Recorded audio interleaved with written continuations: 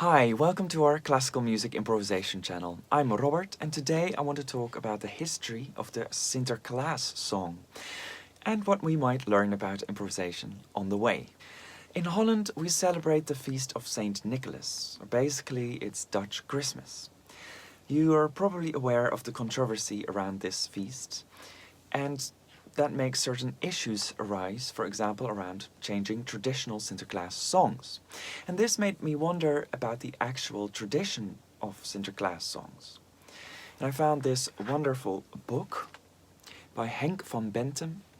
He made a selection from the many songs that he found, ranging from music from the 11th century till the 20th century. The earliest songs we find back are sequences and hymns. A sequence is a type of medieval chant, which was used as an addition to the Mass. According to the Grove Dictionary of Music, it was one of the most important kinds of music produced in the West, in part because it was important for the development of style in general. Generally, these sequences are set syllabically, which means that there is one note for each syllable. Already in the 12th century, we find widely spread sequences for Sint-Nicholaas. An interesting one is Salve Pater et Patronem. Salve Pater et Patronem. The text probably originates from the Utrecht area in the middle of the Netherlands. And the melody itself was, however, originally an 11th century French melody, so we can see how even back then, older traditions are taken and just changed for what was necessary in the new time. And the sequence is also interesting because a melody is sung with text A and then repeated with text B, which then has the same word length and the same melody. This could be a great improvisation game. Now, an approach for your very own medieval Sint-Nicholaas sequence could start with taking the Dorian mode. It looks and sounds like this.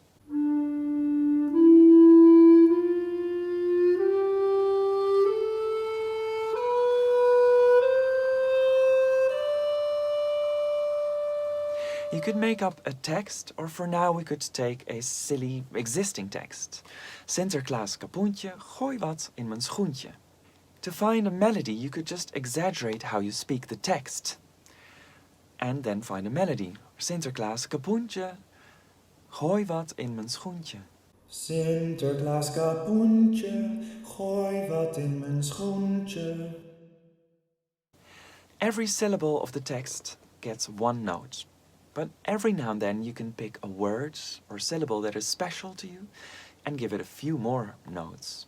Sinterklaas kapoentje, gooi wat in mijn schoentje. The melody is then repeated, but with a different text, and the length of this melody can vary substantially from bit of text to bit of text. Now, according to this book, these sequences were sung in alternatim, so you might have a colleague who will imitate the melody you just sung, but with a new text. Another great improvisation game. In the 15th century, you find a setting of a Sint-Nicholaas hymn in the Glogauer Liedbuch. This is a very important book because it's the earliest surviving set of part books, or in other words, separate parts for each voice.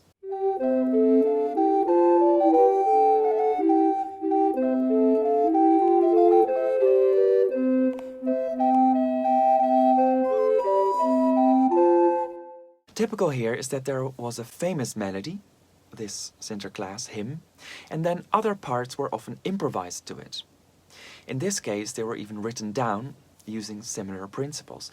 So they're also an example of how an improvised version may have sounded. We also find the same hymn back in a 17th century songbook in the Netherlands, but without the other parts and in a simpler form. So we will use this to practice our first small step in improvised counterpoint. Now, often when we start teaching this idea, we just take the same melody and sing it exactly but 1/3 higher, so 2 steps up. So this is what it looks like in modern notation. If you look in the description, you can find this file and download it, but also a little accompaniment file, this melody sung by a computer, and then you can add your melody in thirds to it, which might look and sound a bit like this.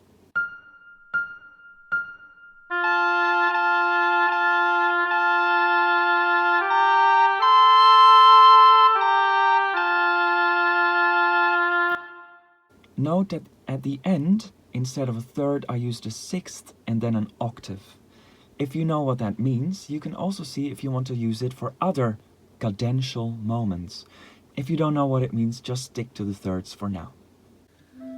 In this 17th century song, you can see how these kind of rules were applied. Basically, changing between a third and a fifth between the melody and the bass.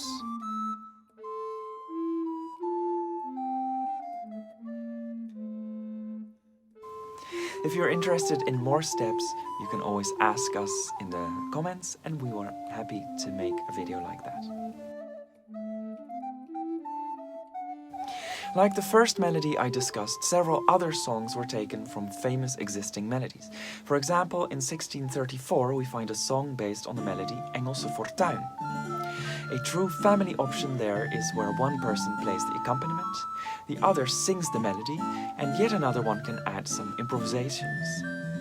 On Patreon we upload a small introduction video to getting started, and we'll also have some guidelines, so head over there if you want to know more about this.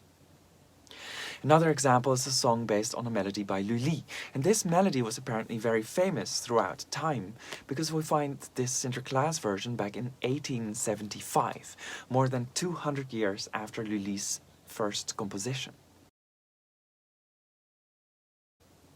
In the 19th century, variations on popular melodies became en vogue. In our Beethoven videos we have already made some suggestions on how to get started with this idea. A great example is the song Daar wordt aan de deur geklopt, which actually is the melody of O du liebe Augustin from the 18th century, or perhaps even earlier. Many variation sets can still be found, and here is a playlist which has a few of them.